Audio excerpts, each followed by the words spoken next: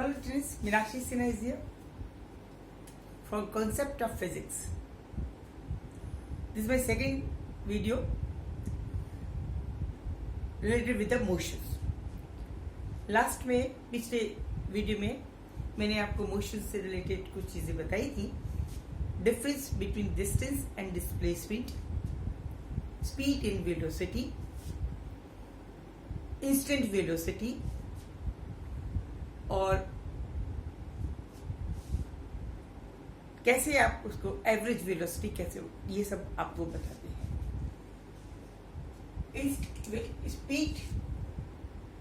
Speed के अंदर direction नहीं होता. स्पीड किसी भी डायरेक्शन में हो सकती है. यहाँ पे स्पीड s1 है, यहाँ स्पीड s2 है, यहाँ स्पीड s3 है.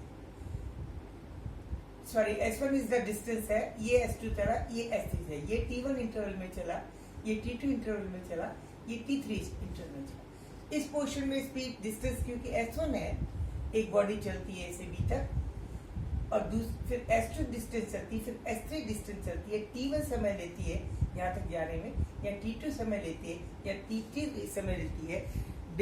इट मीन्स उसकी velocity with the interval of the time अलग अलग है.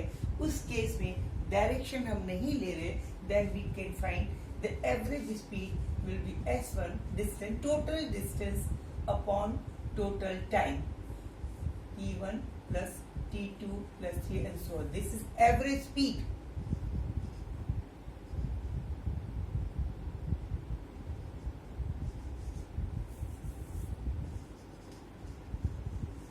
स्पीड, ये एवरेज स्पीड कहलाएगी. ठीक है, क्योंकि इसके अंदर डायरेक्शन का इम्पोज नहीं किया. Okay.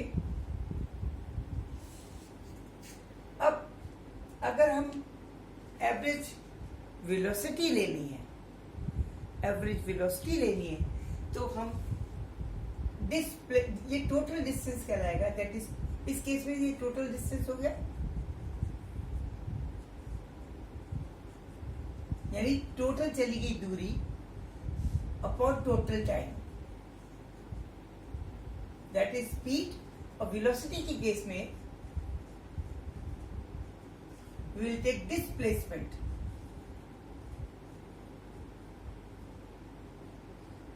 Upon time, total time. यानी यहां से यहां तक की डिस्प्लेसमेंट, शॉर्टेस्ट डिस्टेंस एक पर्टिकुलर डायरेक्शन में, that is known as velocity. Okay, average velocity. Okay, ये डिफरेंस एवरेज वेलोसिटी और एवरेज स्पीड में. इट विल बी डायमेंशंस, इसके जो यूनिट्स होगी डिस्प्लेसमेंट को मीटर पर सेकेंड और kilometre per hour. Dimension same रहेगी, same will be in the case of speed. Only direction is to be imposed in the case of velocity. अच्छा, now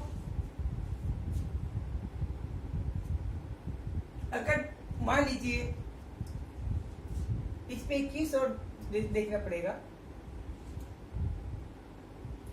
कि अगर वेलोसिटी बदल रही है अलग अलग, तो हम कैसे निकालेंगे. उस केस में क्या करते हैं, डायरेक्शन कोई निश्चित नहीं है, एक डायरेक्शन निश्चित है, तो डिस्प्लेसमेंट अपॉन फाइनल वेलोसिटी और initial velocity v plus u by 2 लिखा in a particular direction. if direction is constant, एक पर्टिकुलर डायरेक्शन में, इस केस में तो हमने डिस्प्लेसमेंट अपॉन टाइम किया, टोटल विस्थापन. लेकिन अगर एक निश्चित डायरेक्शन में सपोज कोई बॉडी जा रही, body is going in this way, this s1 into t1 in the same direction, s2 into t2 in the same direction, s3 into t. It means यहाँ इसका स्पीड s1 upon t1 है, यहाँ s2 upon t2 है, s3 upon t3 है.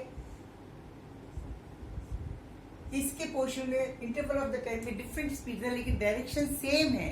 उस case में हम क्या करेंगे, last velocity and final first velocity और लास्ट वेलोसिटी को जोड़ के उसका हाफ कर देंगे. This will be the average velocity. ये आप अपने दिमाग में फिर से बांधिए.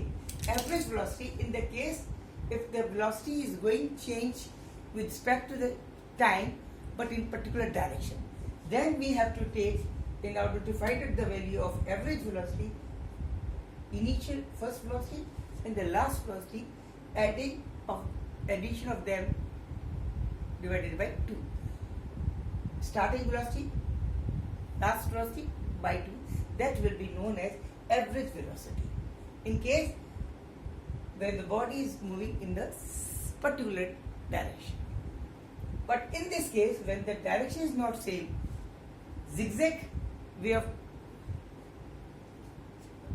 motion is there. In that case, we have to obtain displacement upon total time. Okay.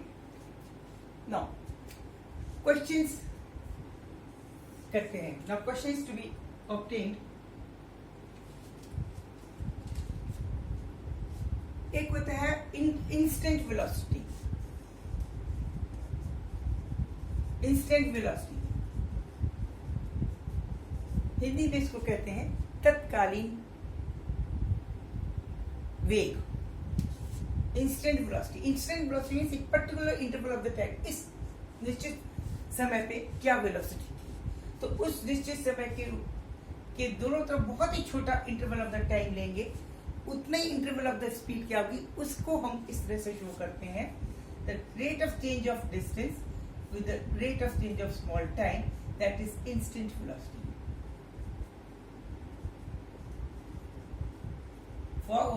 For a very small interval of the time, what was the velocity at that particular time, उस निश्चित समय पे छोटे interval of the time पे क्या वेग था, उसको इंस्टेंट वेलोसिटी कहते हैं. यूनिट ऑफ दोनों की सेम ही होंगी in each and every case. This will be also measured in metre प्रति और सेकंड और kilometre per hour. Unit will remain same whether which type of the velocity is, whether it is average speed is velocity or it is instant velocity or average speed. Unit will remain same. Okay. Now question is this. A question करते हैं. Question. What is the question? Question is,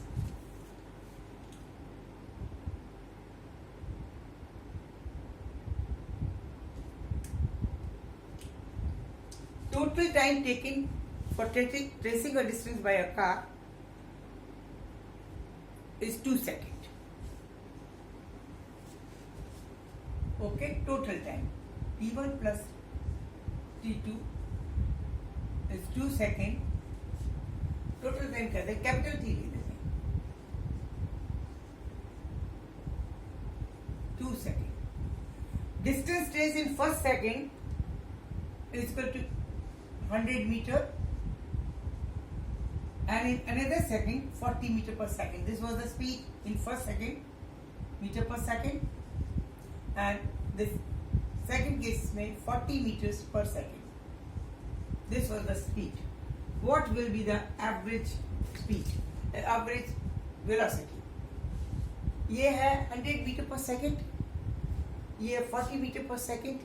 Average निकालना है with in 2 second, 2 second के अंदर. तो total time आपका, ये speed थी 100 मीटर पर सेकेंड, ये थी 40 मीटर पर सेकेंड. ये नहीं पता कि 100 मीटर पर सेकेंड कितने समय तक रही और 40 मीटर पर सेकेंड की वेलोसिटी कितने समय तक रही. Total interval of the time is 2.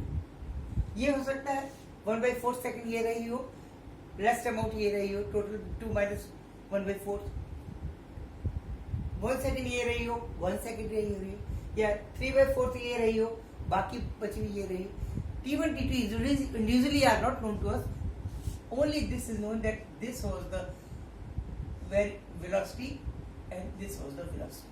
So that what we'll do, because इससे ये पता चल रहा है that the direction is not going to change, velocity is containing the same direction. तो उस केस में to this velocity u1 plus u2 upon 2, this will be the average velocity.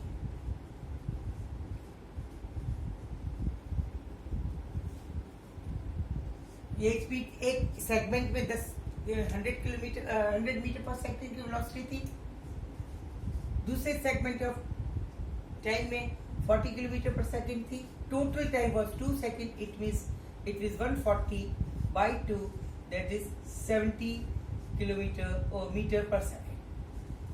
This will be the answer. Average speed. इसमें direction is not going to change. Direction is same. It means amount is going to change. That is why velocity is going to change.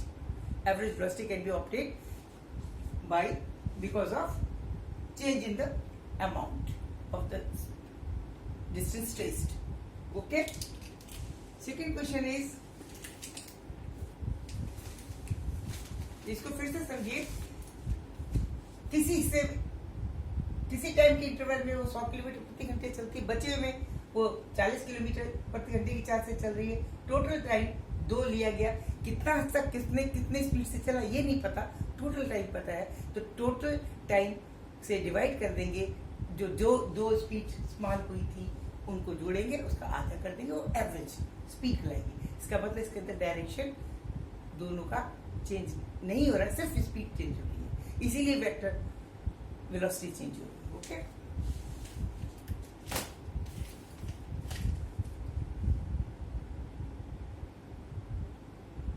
Now एक छोटा question कर लेते हैं. एक question और मैं करवाती हूँ आपको. छोटे 2-4 क्वेश्चन और कराती हूँ. एक क्वेश्चन और है इसके अंदर.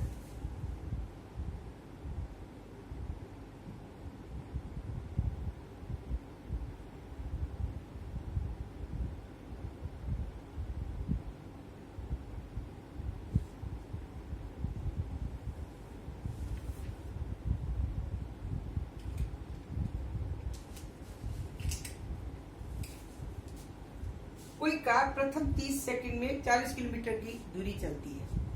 कोई कार चल रही है first interval of the time में 30 किलोमीटर, पहले 30 किलोमीटर वाला डिस्टेंस को, ये डिस्टेंस है S. फर्स्ट S1 30 किलोमीटर है, वहां उसकी स्पीड थी 40 किलोमीटर पर आवर. ओके. एक car is moving,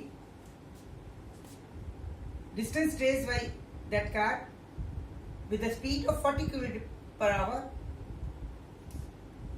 30 kilometer. 30 kilometer is distance traced by the car with a speed of 40 km per hour. Then afterward, next 30, that is kilometre. ये भी kilometre, ये भी distance है. Next kilometre 30 kilometre distance, the velocity get change and then it become, that is v1. v2 is equal to 20 kilometer per hour. It means first total distance traced by this is 60. First 30 distance is traced by this velocity. Second distance is traced by this velocity. What is the average velocity? तो total time should be known to us. पहले total time निकाल लेंगे. इसका time, what the time taken by the car to trace this distance. Then what the time taken by the car to trace the next 30 kilometer distance, and that T1 and T2 will be added. This will be the total time. इसका समय निकालेंगे. इसको इस 30 kilometre को चलने में कितना समय लगा इस वेलोसिटी से, इस अगले 30 किलोमीटर को चलने में कितना समय लगेगा 20 किलोमीटर प्रति घंटे की चाल से, वो निकालेंगे. तो फर्स्ट पोर्शन 30 की बस T1 will be equal to velocity is होती है distance upon time. It means time is equal to distance upon velocity. It means 30 upon 40 hour, that is 3/4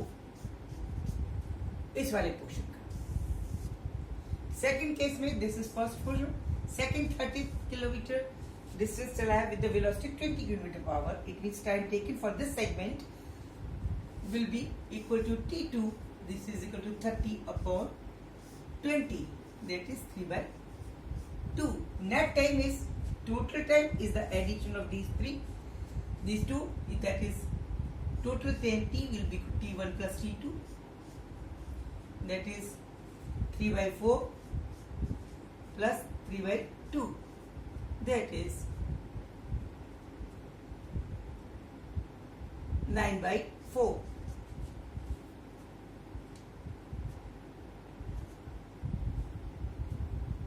9 or 4 seconds hour.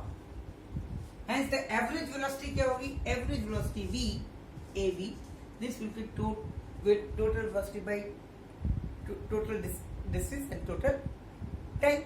Total distance is 30 plus 30 upon 10, 9/4. That is 60 into 4 upon 9. This will be the average velocity. Okay, kilometers है.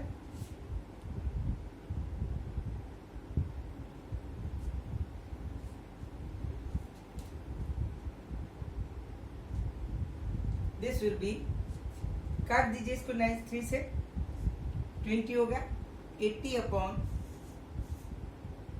3 kilometer per hour. This will be the average velocity. Okay, this was the question. Average velocities को निकालना किस तरह से, ये आपको देखना है। अगर वेलोसिटी का डायरेक्शन नहीं चेंज होता तो टोटल डिस्टेंस और टोटल टाइम कर दीजिए। अगर वेलोसिटी की डायरेक्शन चेंज हो रही है तो final velocity, last velocity upon 2 कर दीजिए, that will be the average velocity. Okay, keep in touch with me, get enjoyed with this. Next topic will be the acceleration. After that I will teach you the graphical representation of the velocity with respect to time, and graphical representation, change of velocity, change of distance with respect to time, and we'll prove the formula of motions. 3 formulas are there. 3 फॉर्मूले हैं velocities के। उन velocity के 3 फॉर्मूले का proof मैं दिखाऊंगी आपको। उसके अलावा ये बताऊंगी कि ग्राफिकल रिप्रेजेंटेशन से how can we read the graph of the velocities, motion से रिलेटेड ग्राफिकल इक्वेशंस कैसे बनती हैं वो बताऊंगी। Okay, keep in touch with me.